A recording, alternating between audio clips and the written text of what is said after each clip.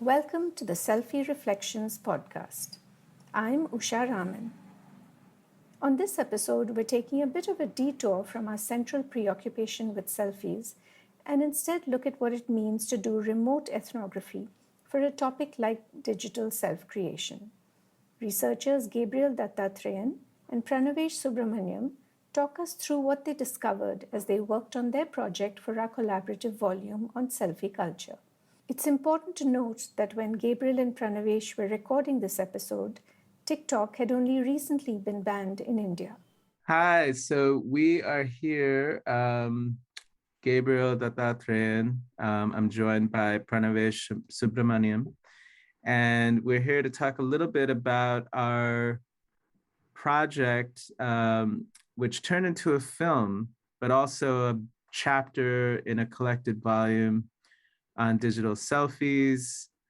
And I suppose now is turning into a podcast about remote ethnography and some of the things that we learned about through doing this project.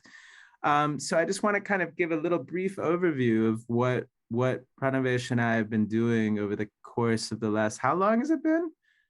10 months? I would say, 10 months. Yeah.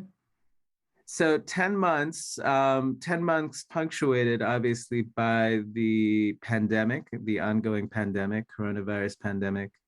And my inability to travel to India where this project took place, to Delhi specifically, and the ways in which we navigated that, right?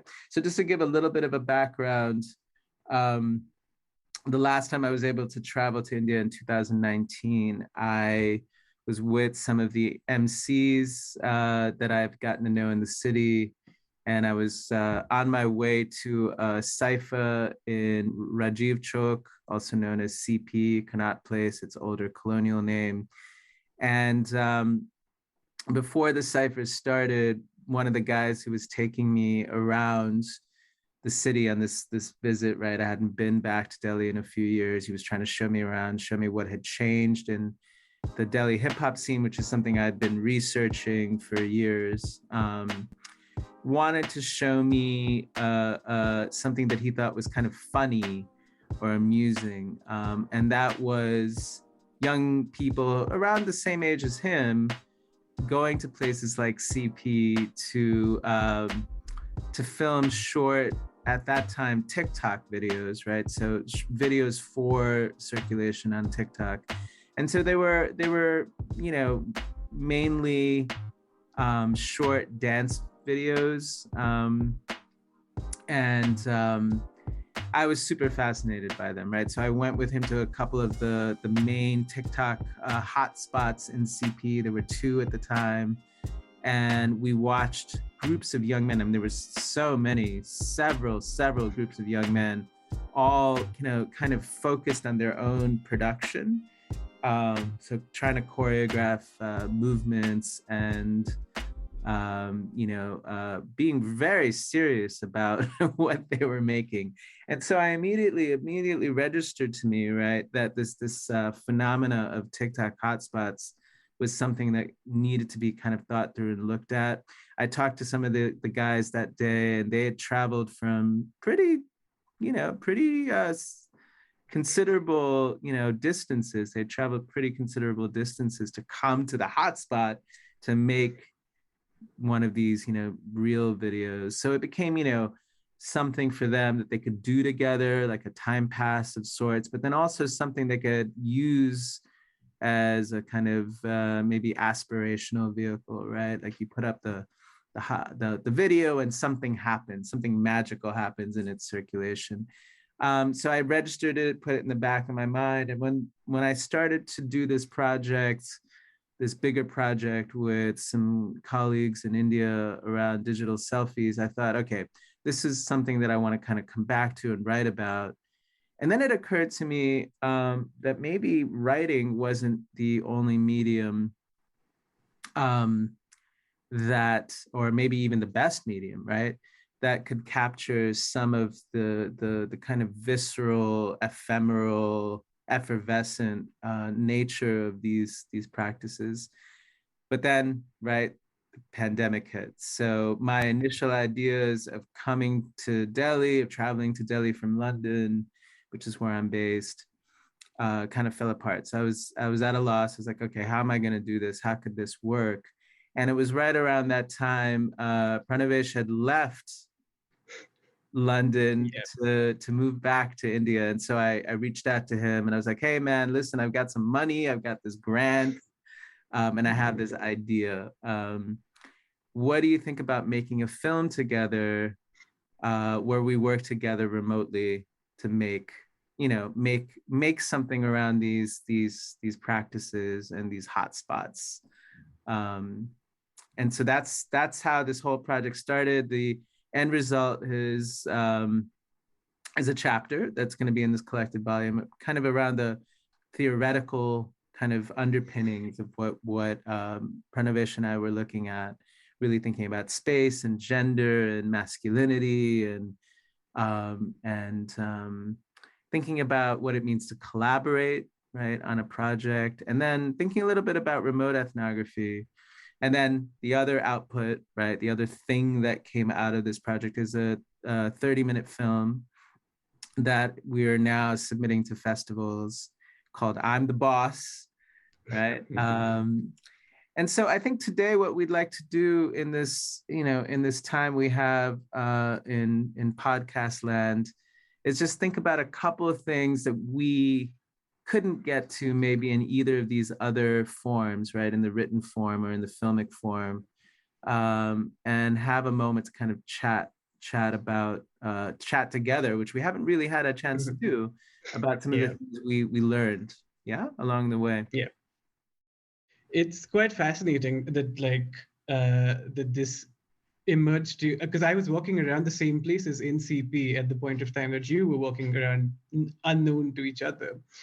And that was my observation as well, because I had lived in Delhi for 4 years at that point, and this wasn't a thing when I left in 2016. People weren't filming videos everywhere, and then there was just this lane in Connaught Place, this middle lane, and there was an H&M over there, which looks fairly European-looking building. It stands out from everything else in the area, and there's just a massive crowd filming videos. There are songs playing, there are dialogues, there are action sequences. And that sort of ties in really well with this masculinity that's being projected through how these videos are filmed, right? It's an expression of masculinity. नहीं यहाँ पे ही आके करते हैं तो हमको song दिखा अच्छा लगा उसी पे हम बनाने लग जाते हैं अच्छा and it is this like drive for online fame, which I feel like, as somebody who's also grown up with the internet, I feel like online fame is something that is it's very much like a created desire for youth. Like that is something that definitely exists. But I feel like the sort of immediate way in India, at least, of how TikTok or Reels, the sort of class, the impact of class and caste on how that is produced, and therefore the masculinity and how that's expressed is quite stark, and it's quite interesting how that manifests. No, that's really nice. I mean, just bringing in class into it, you know. So one of the major observations that I made, and then we made together as we were making I'm the Boss, is how much TikTok and then Instagram Reels offers or facilitates these opportunities for working class young men to perform for each other and then for, you know, anticipated or desired audiences, right? Their masculinities, which are so in, you know, in the Indian context, suppressed on the one hand and demonized on the other, right? So working class masculinities, particularly in a city like Delhi, are seen as a threat. They're seen as a kind of public nuisance, right? There's a whole gender, power, spatial sensibility, right? And when you see a group of young men kind of in a pack standing on a corner, time passing, there's an immediate, you know, sense and not without grounding. I mean, this is part of what has shaped public discourse around space in Delhi today.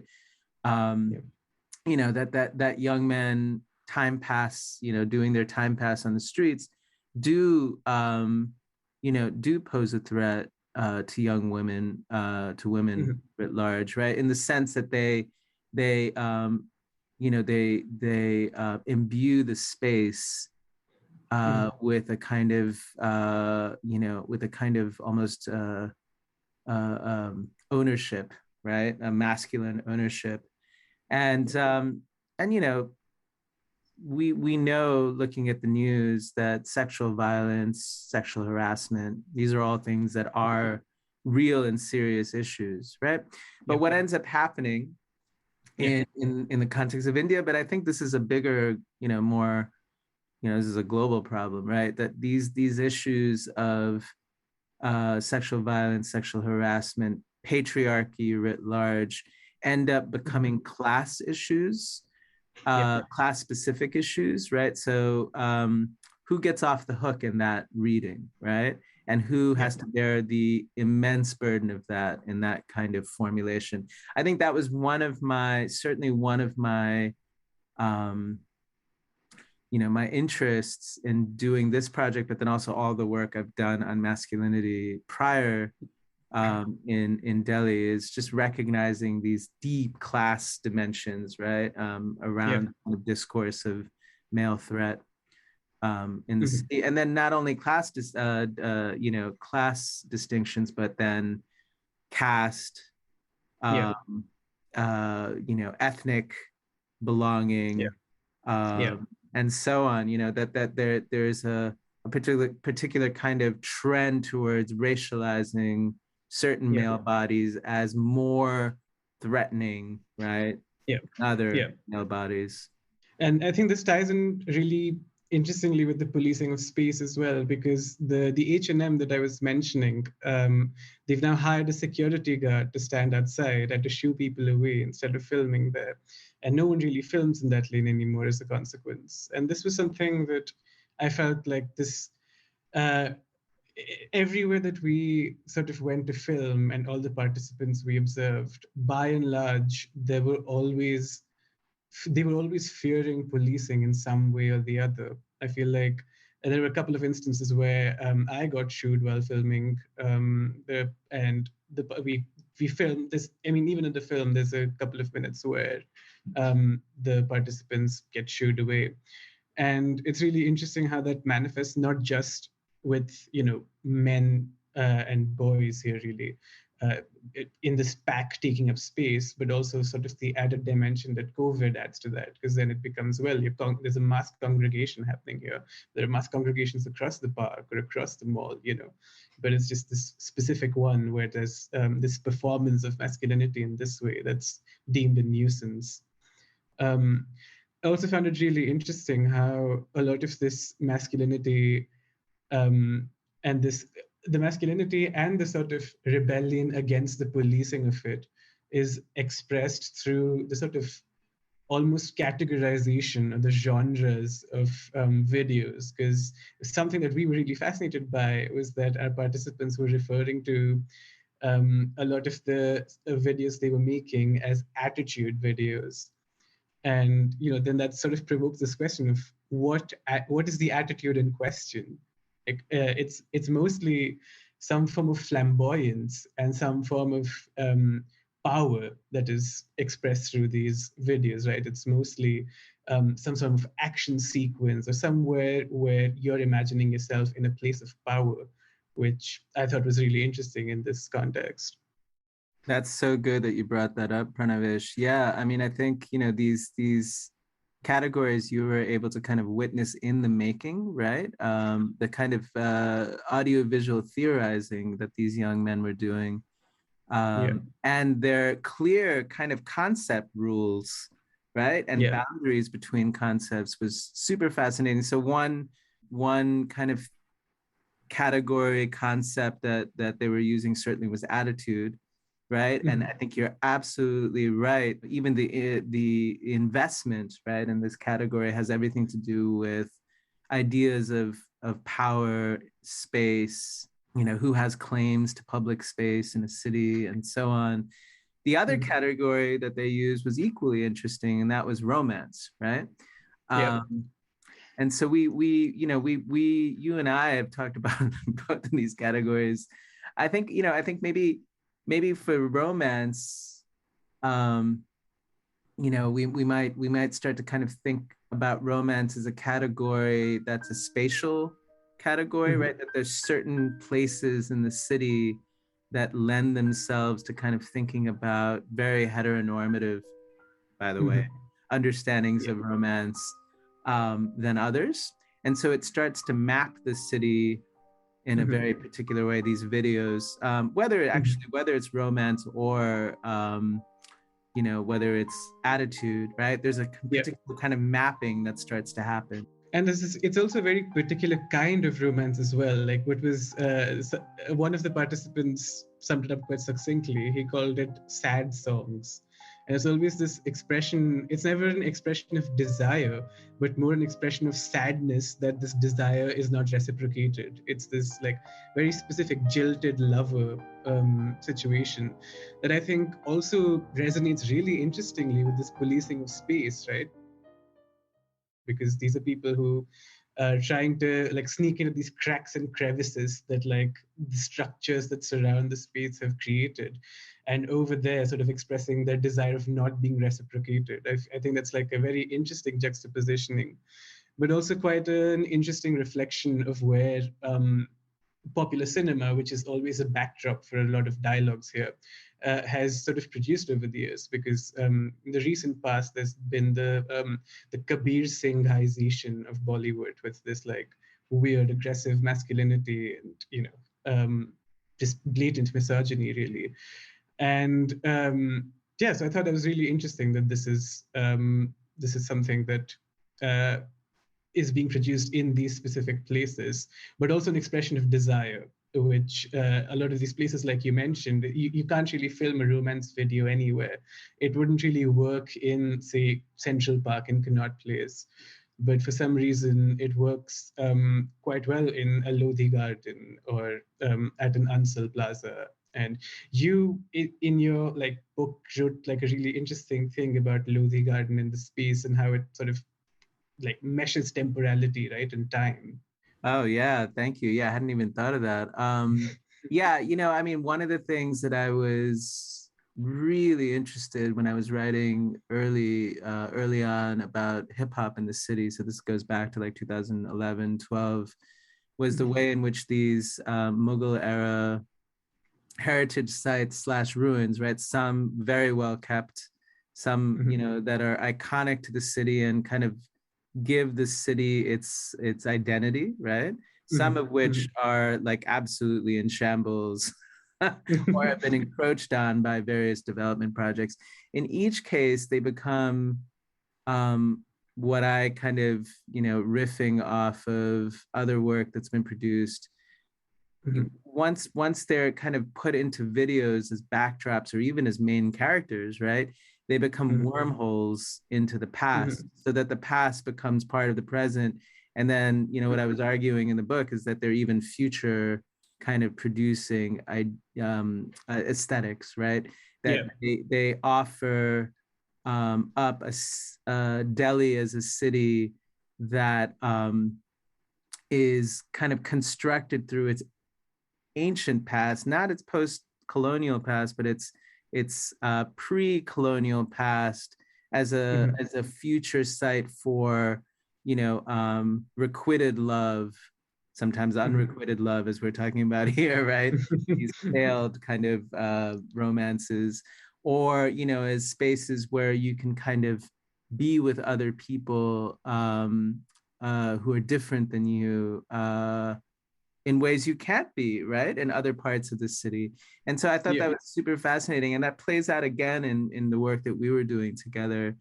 I want to go back to one thing that you were saying, because I think it's probably important to kind of just talk through a little bit. So you mentioned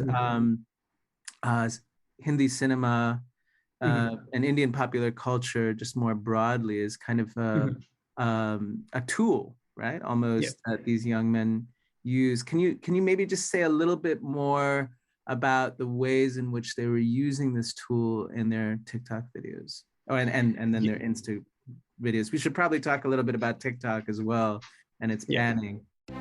Yeah. So in terms of how Bollywood or Indian cinema is used, is mostly these videos are they have a sound overlay. So it's never the person in the video speaking. They're usually mimicking a dialogue, which I think is also very interesting because that's not how I've seen TikToks filmed, at least in the West. It's mostly it's a talking head situation. This is more somebody doing a dub for all that counts, which is also quite similar to where we could also make parallels with Indian cinema, and that's sort of how like dubbing has been such an important part of the history of Indian cinema, and how regional dubbing also plays a role in Western cinema in India. So we could also think of this, I guess, as Western technology being used in India in the same mechanism of dubbing. But the way in which a lot of this takes place is it's either a song, or it could be an action scene, or it could be a scene from an older film that then has like a beat dropping at one point, and then that sort of really emphasizes the visuals and what the two sort of main protagonists in the video are doing. So it encourages you to really express style in a way. Really, it's just an expression of style. It's an expression of yourself more than anything else, because you're not choosing the words, you're choosing how you're expressing or how you're enacting those words, right? And I think that is really interesting, how that manifests in one scene from the film. Attitude video का क्या मतलब हुआ?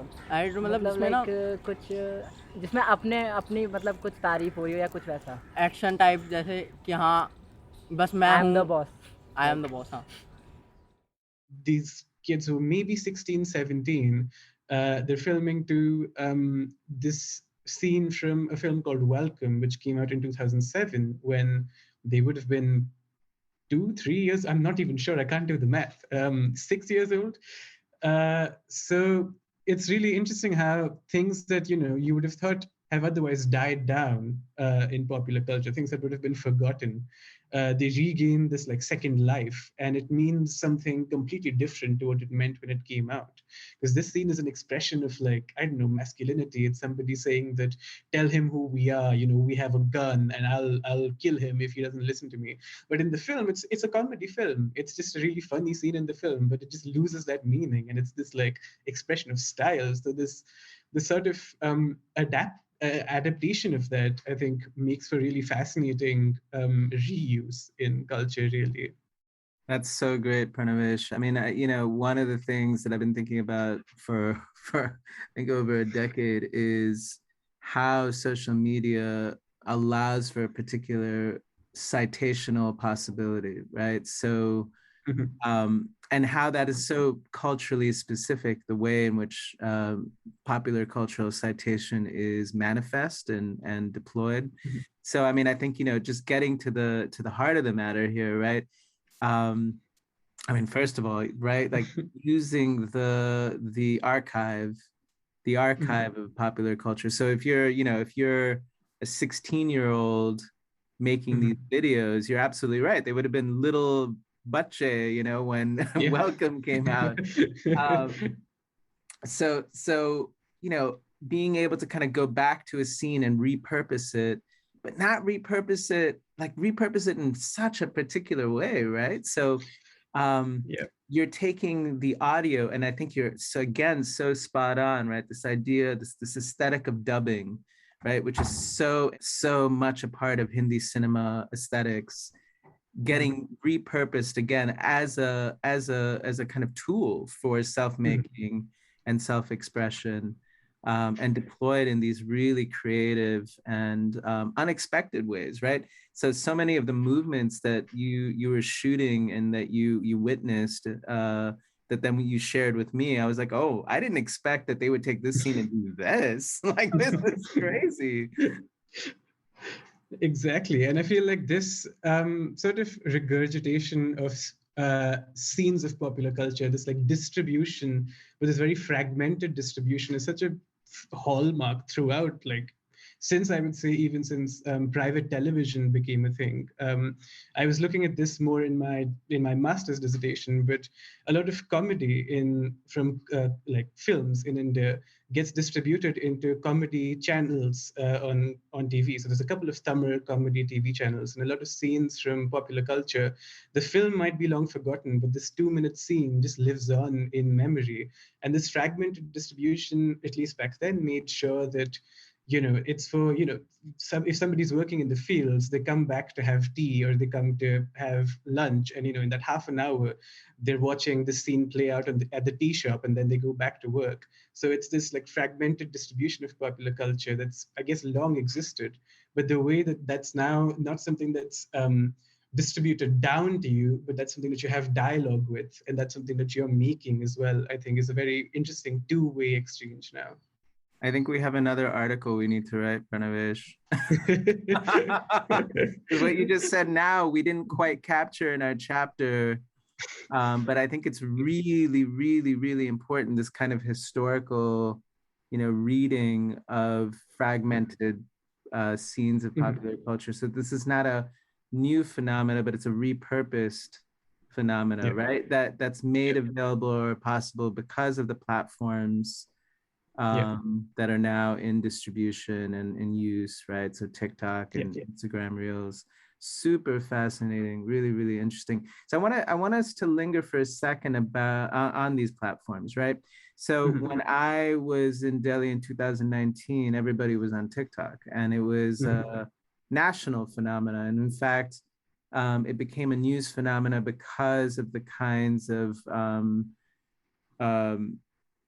things that were being captured on TikTok, sometimes, really violent, realist, hyper realist, actual documenting of horrific acts, but then also playful stuff, right? Really kind of performed, speculative. There was just a huge range of media being produced on TikTok in India, and then all of a sudden it stopped, and it stopped because there was a ban, right, on TikTok, because TikTok was owned by a company based out of China, and there was a geopolitical kind of play that ended up happening. India and the US, right, were pushing back on the kind of influence, right, and data capture threat, right, that a company like TikTok was producing. And so India banned TikTok, and all of a sudden there was a shift. So young people who had, really invested a whole lot into TikTok had to do something else. TikTok पे जब मेरा 1K लगा था, मेरे को बहुत अच्छा, मतलब खुशी से हुई थी, पर उस टाइम पे फिर मैं जब मेरी व्यूज़ वगैरह पहुंची ठीक ठाक, मैंने सोचा थोड़ा बहुत वीडियो वायरल हो जाएगी तो मैं ठीक है, अच्छा लग रहा था मुझे, पर 5 बजे बैंड हो गया टिकटॉक भी, क्या कर सकता था उसमें, फिर मैंने चलो छोड़ो, फिर इंस्टाग्राम का रील्स का ऑप्शन आया इसमें, फिर मैंने वीडियो यहाँ पे स्टार्ट कर दी वीडियो। अभी तो मेरे को 15 ही पोस्ट हुए, पर अब बनाऊँगा धीरे धीरे करके, पोस्ट करते हैं। Just before we really delve into the sort of post-TikTok period, I think I'll just like quickly contextualize the sort of like classization of TikTok before the ban, this like the weird like class caste dynamic that was emerging at that point of time, or at least discursively that was, because I feel like TikTok was very much viewed in like on a larger sense as this as this like lowbrow medium of producing internet videos, and Instagram, YouTube were sort of your more highbrow areas of content, because these were properly produced with rich kids who had cameras and mics and spoke a certain way, looked a certain way. And TikTok was obviously handheld phones, and a lot of working class people who working class casteized people who probably did not have access to creating such a thing anymore, or such a thing before, sheerly out of the sort of almost hegemonic content production on YouTube and Instagram.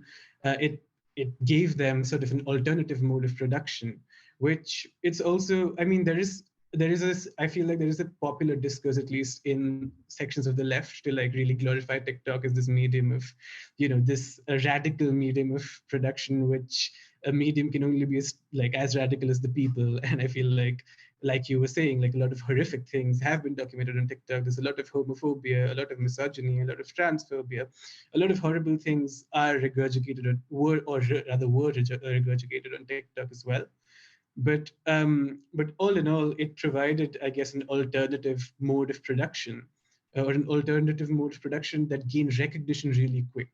On Instagram, you could post something, but unless you were using the same visual style, or unless you were, speaking the certain language, you weren't getting the sort of traction that you would on TikTok. And when TikTok was banned, that just goes away entirely. You're left to, make sense of these more complex platforms.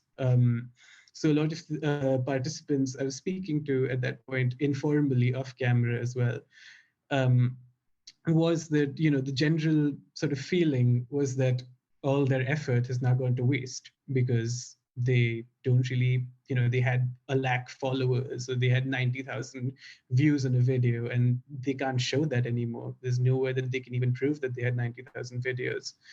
And I feel like the point that we were filming was when we were firstly coming to terms, a lot of participants were coming to terms with this, and were coming to terms with filming on Instagram, and how they can start getting more traction on Instagram, because Instagram Reels was sort of, and I think it still is, like the TikTok replacement in that sense, because they launched Instagram Reels around the same time that TikTok got banned.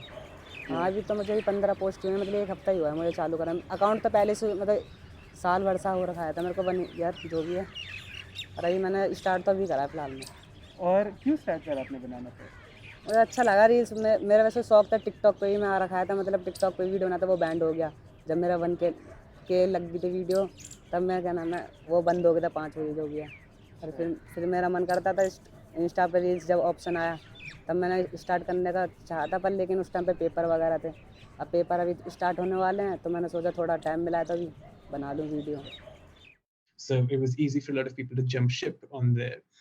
But the sort of Instagramification of this means that, this person who had maybe 90,000 hits on TikTok and is filming on their phone and is, getting to go out once every 2 weeks to go film with their friends, is in a way competing in this marketplace of content with like a South Delhi siblings who are selling, who have an online thrift shop. It's the same, like it's a competition. It's a free market, marketplace of ideas in this sense.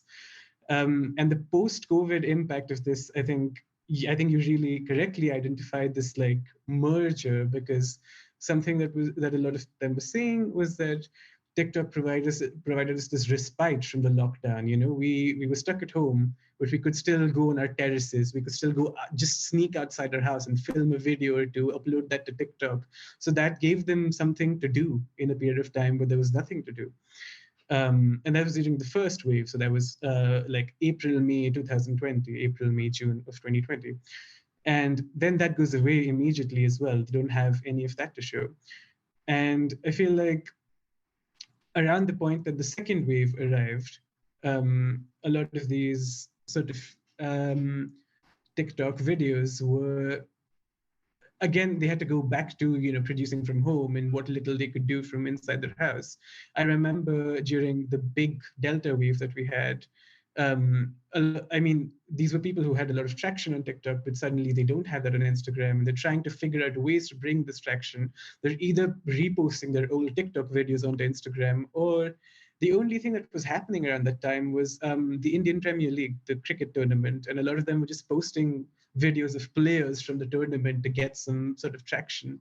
So I think this sort of, just when they've dealt with they think they've dealt with one sort of roadblock, another one comes their way with the lockdown. And I think that created a very difficult terrain to sort of navigate, I think, in terms of what do you make and how do you make that. And I guess also as a consequence, negotiating your sense of self. What does it mean to be like for all purposes, a teenager with desire and with this like youthful like expression. Where do you take that? You know.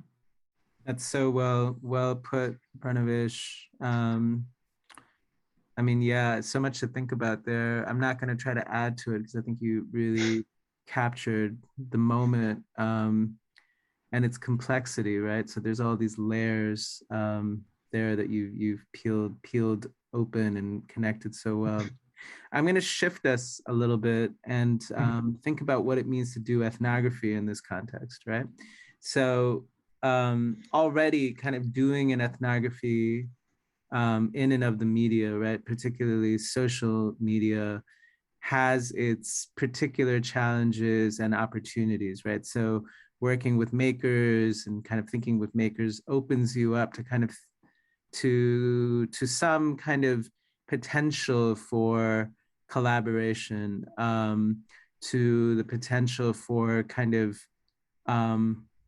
for thinking about representation not as something that you're doing, right, but you're doing in relationship to projects of representation that are already underway.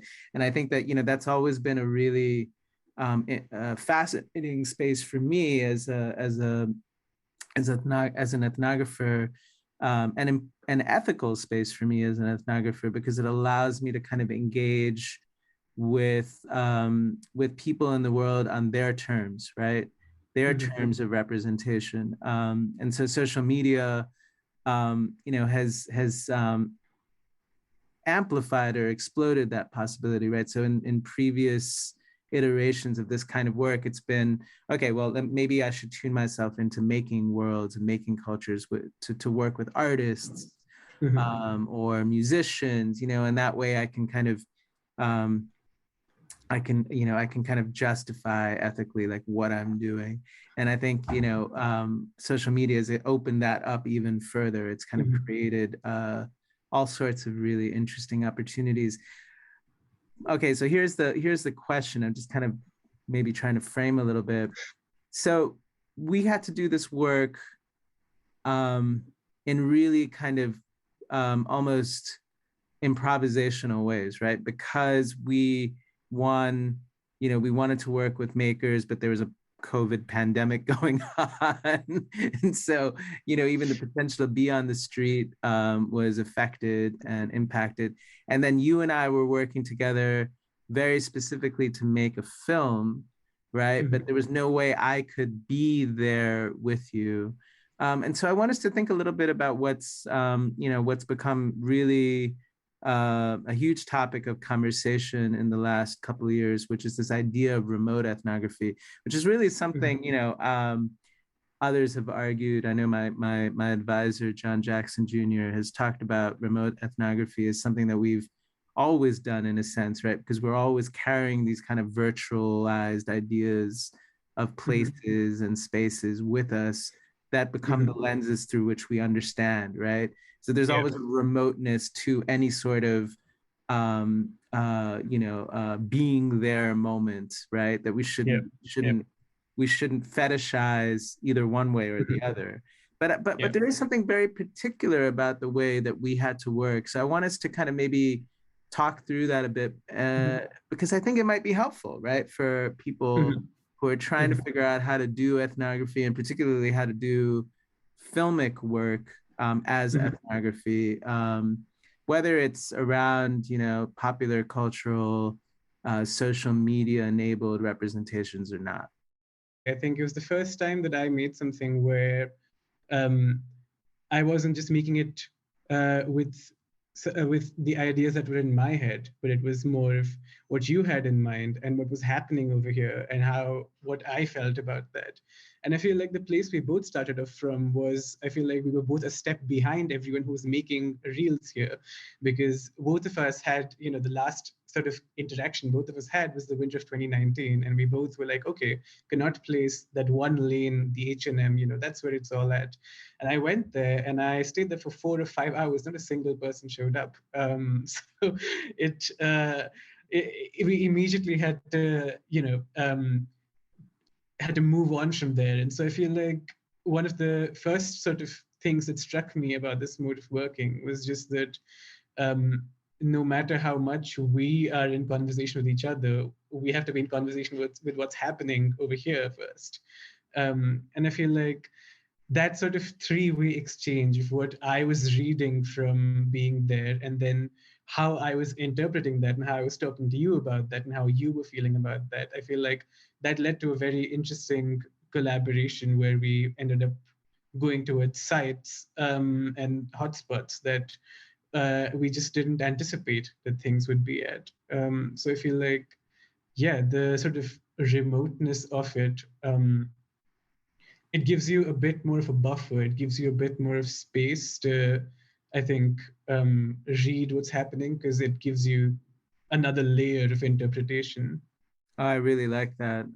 So there's something about working collaboratively that opens up, this is what I'm understanding or hearing from you, that opens up another interpretive potential.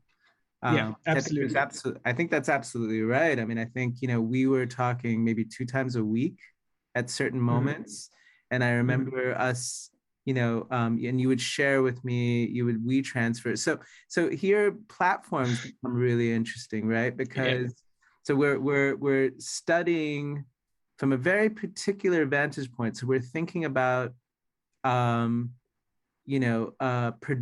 for Instagram Reels from the locations, the places in which these productions are being staged, where the production itself is happening, right? And then thinking about what's getting produced, rather than maybe starting from a place where we're looking at Instagram Reels and seeing what's being circulated, what's getting likes, analyzing from that point towards where the action is taking place. I think that movement really matters, because it I think for this project at least, it tethered us into a conversation about masculinity and place first and foremost, right? So why Ansel Plaza became a conversation that we had. Like, Ansel Plaza, for those of you who don't know, is a decrepit, defunct mall. Basically हम इसलिए आए क्योंकि यहाँ का view अच्छा है, यहाँ पे गार्डन भी है, मॉल भी है, एंड यहाँ पे काफ़ी सारे लोग भी आते हैं, उन्हें मोटिवेशन भी मिलता है काफ़ी. I think it was the first shopping mall in Delhi, and it probably opened in the early 90s. And it's very interesting because it's by the Ansel Group, which is like a private group, and but the sort of visual structure of the building is really interesting. It's this weird, like futurist but brutalist style of building. There's no glass, it's made of red brick, and it's in this weird semicircular shape, and there's an amphitheater, which I think is controlled by a state-run organization. So some really interesting, like a throwback to like 80s, 90s India with this private public state nexus, as opposed to like the full privatization we have now.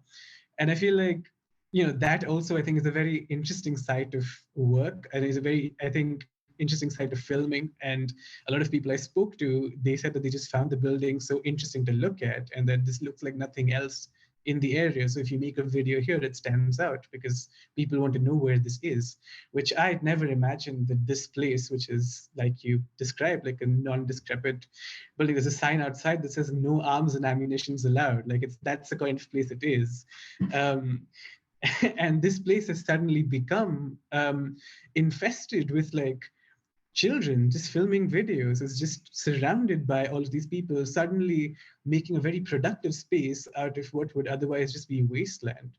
Yeah, that is just, it still gives me goosebumps thinking about it, because it's so significant. And yet, one of the things I think social media does is, in its circulations, it so quickly makes something banal or mundane. So you're not actually paying attention to the significance of its aesthetics, right? But just pausing for a second and thinking about the aesthetic material significance of I think you described it so well, kind of a a quasi-brutalist structure built in a very particular moment in, in the city's history, right? In its recent history, as it marks a transition moment, right? It marks a transition from the early liberalization period to the advanced liberalization period. And so for young people who are growing up in this kind of advanced liberalization period, marked by right-wing politics as it meets kind of neoliberal fantasy, right? It's just a super interesting facet of this work that we've done to pause on and consider, like, what does it mean for these young kids to be, gravitating to this red, brutalist, weird architecture in the middle of the city? यहाँ पर तो normally है, यहाँ पर वैसा माहौल, यहाँ का व्यू भी अच्छा है ना, थोड़ा व्यू पे डिपेंड होता है ना, व्यू आपको किस चीज़ का अच्छा लग रहा है यहाँ पे? बैकग्राउंड व्यू यहाँ पर जैसे लाइक ये मतलब दीवार ये रेड, वो मतलब वो अच्छा करता है, वो और ज़्यादा जिसे कहेंगे ना एकदम और ज़्यादा मतलब लाइक और बंदा देखेगा, एकदम फोकस्ड होगा उस पर, उसके मतलब दीवार के कलर उनसे। दिल्ली में और कोई जगह नहीं है जो ऐसा दिखता है? है, दो तीन जगह है, मतलब मेनली तो दो तीन जगह ही है। What does this tell us about the city, about their lives, about, and maybe we didn't dwell on it enough in the written piece, but I almost feel like it's something that like just bears repeating, right? Even if we touched upon it, that is a hugely significant thing, right? That we need to think about.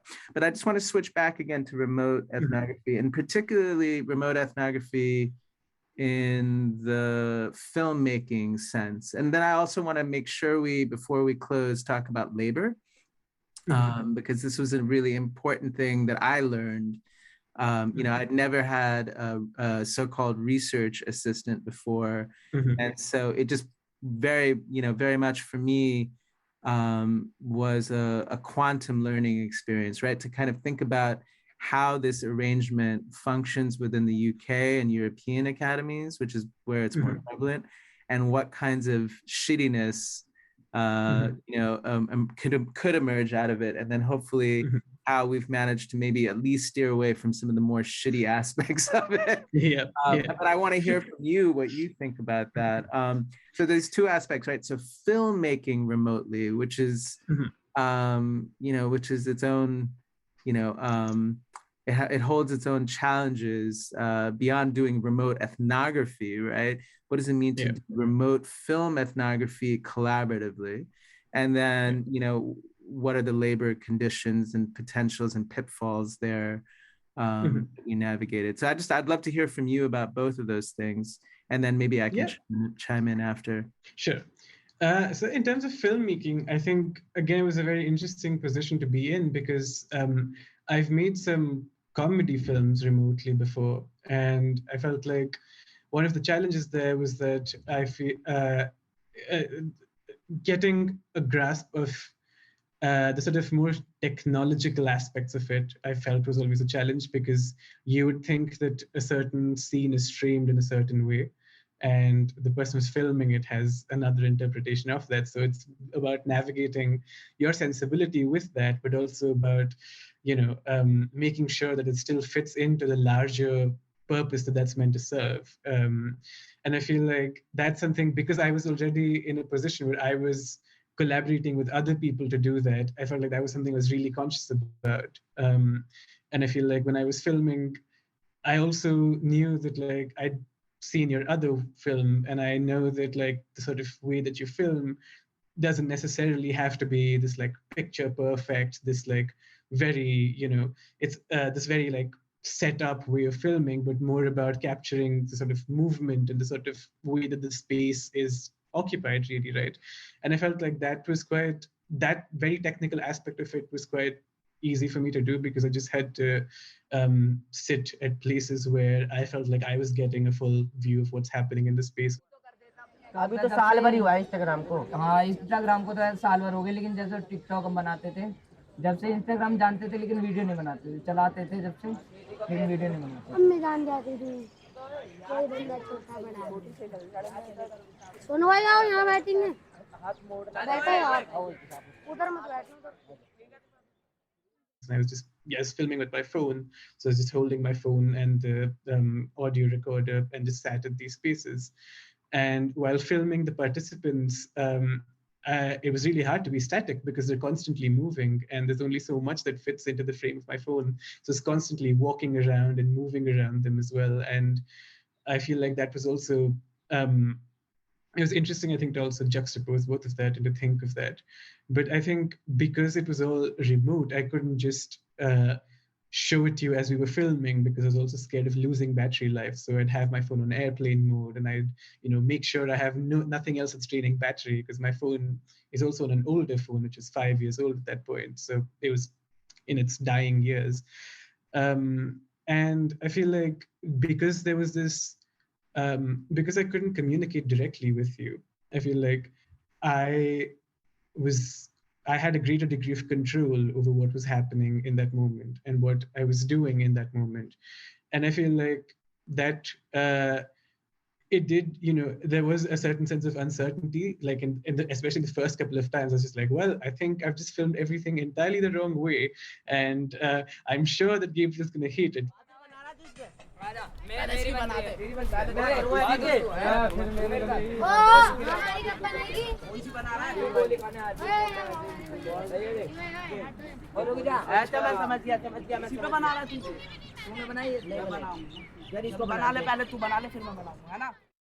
then, when I spoke to you, it painted a different picture. But then I got used to the sort of things that you were looking for and how that worked with the things that I was looking for. But I felt that the sort of uncertainty of it in terms of in filmmaking terms, in the sense of what you want from me and what I'm thinking of doing with it, is that on the same page was something that I was, navigating quite frequently. I mean, there's two things that maybe I want to pick up on. One is the fact that your technology was outdated, and then was smartphone, right, powered. So I know, in the chapter that we wrote, we had this conversation and it made it into the chapter that for several of the crews that you met out there, they were using kind of fancier DSLRs. And so you became kind of a weird, like who is this guy who's making a film about us, but then using this kind of anachronistic technology? Like, why doesn't he have a proper camera? Yeah, that was something that a bunch of people told me. They were like, oh, we have a better camera than you. And also I think a lot of people mistook me to be a vlogger, which I thought was also very interesting, because the minute I would tell people that, hey, I'm making this film with Gabriel, and we're studying sort of youth masculinity performance through TikTok and Reels, and we'd like to film you. The first reaction was, are you filming it for YouTube? I have a vlog as well. And it was like, no, it's not a vlog, it's a film. And then that also was a question of what sort of a film is filmed on a smartphone. And I think that was like a very interesting facet to navigate. And that's also, I think, a product of this being remote, because if it wasn't, then I do have a camera and we could have hired a camera as well. But I feel like that would have required more, at least another person with me, because we'd need somebody to do the sound then. And I feel like that's maybe a COVID restriction, as well as like a remote ethnography situation where you're sort of maximizing what you can with with more limited resources than looking at a larger resource pool and trying to get extract 70% out of that. No, that's so great. When you told me that you were shooting on a smartphone, I was excited because I hadn't actually made any of this, so none of my films have been shot on smartphones. But the idea of a kind of guerrilla, like very low profile guerrilla way of shooting, where you kind of mesh in with some of the the kind of media ecology, production ecology that's happening around you, appealed to me. But then it was really funny when you were like, yeah, not so much the latter, because they're all nice cameras. That was really great.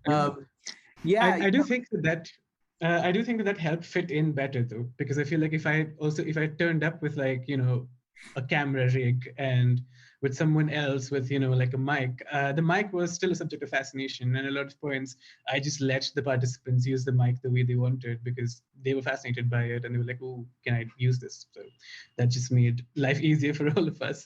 But I think that it also made it less intimidating, the process, because I had a phone and they had better phones, or they had nicer cameras than I had with me. Because yeah, they just let me film most of the time. They weren't hesitant. I think more participants were willing to participate than not. And I think the phone has something to do with that. I mean, one of the aspects of this that unsettled me was, so much of my work prior to this has been about building relationships with people, and particularly with young people. And so, this project was so not about that for me, because I couldn't actually be there to build any relationships with anybody. But in the end, actually, now in retrospect, I look back and I think, actually, that's not true. I built a relationship with you.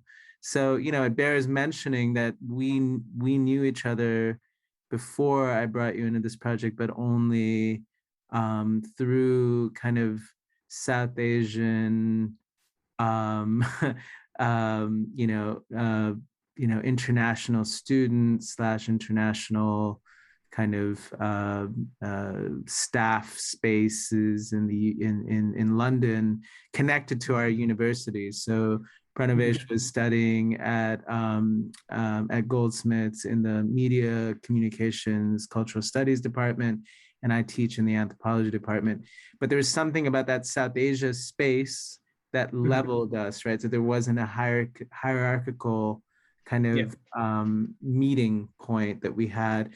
Plus, so that this also bears mentioning, I had met Pravanesh a couple of years even prior to that in an arts residency space in Pune, where I was doing some work, and Pravanesh came through, and I met him through the director of this residency space.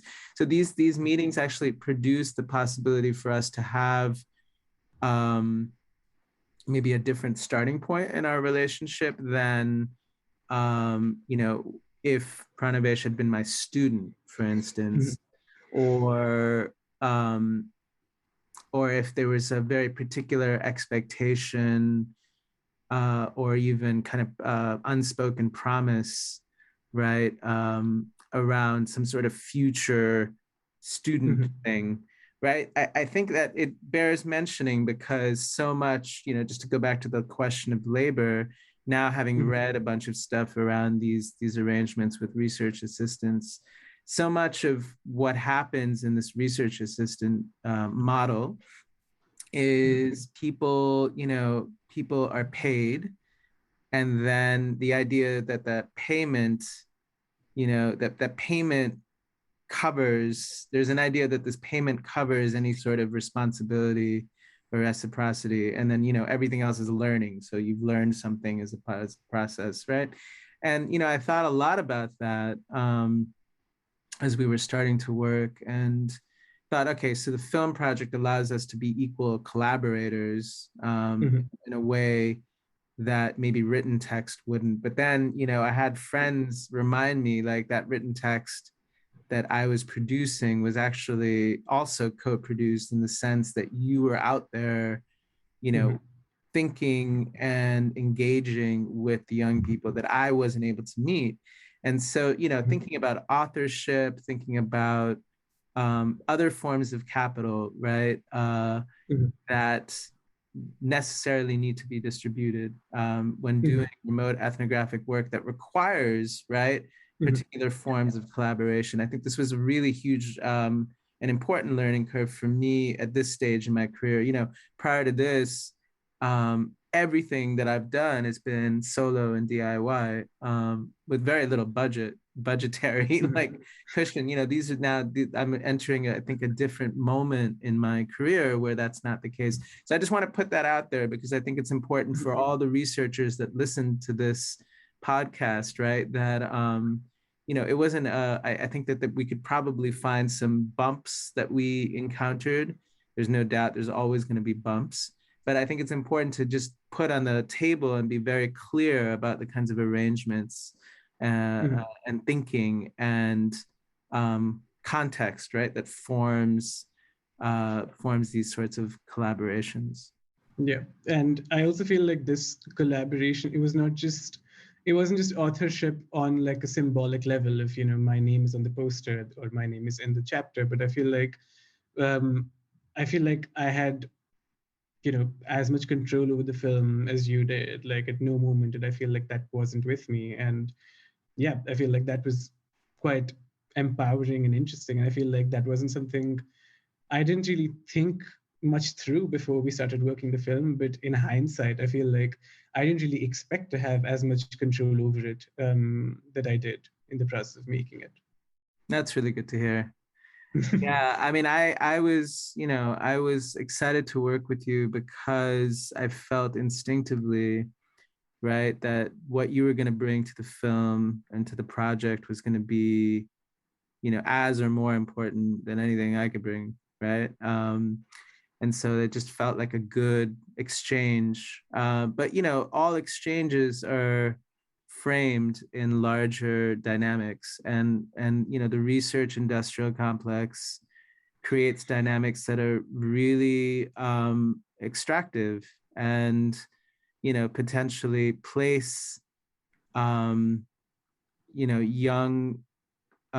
researchers who are not yet incorporated into the formal and legitimate, right, spaces of the university in ways that are terrible. And that's particularly true when there's a South-North,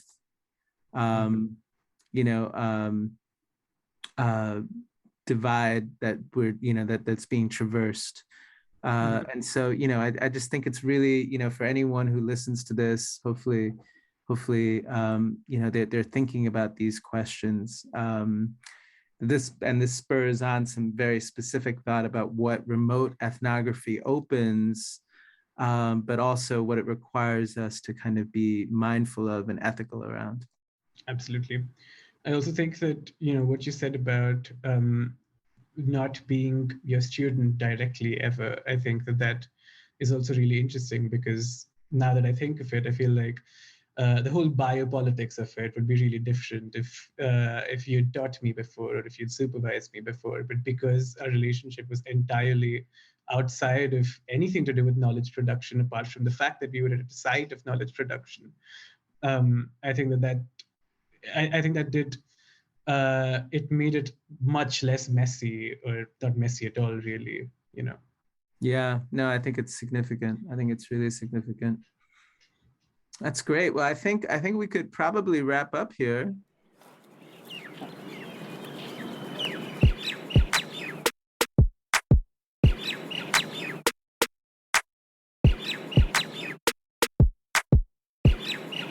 action type जैसे कि हाँ ओए गोली कौन खाता बढ़िया से तू खा लेगा I am the boss. हाँ Thank you for listening to the Selfie Reflections podcast. This was the second of 4 episodes. Do check out the rest, and if you'd like to read our book, Digital Expressions of the Selfie, The Social Life of Selfies in India, you'll find a lot more food for thought. If you'd like to join the conversation, we can't do TikTok, but we're available on Instagram, and of course, you can head over to our website to learn more.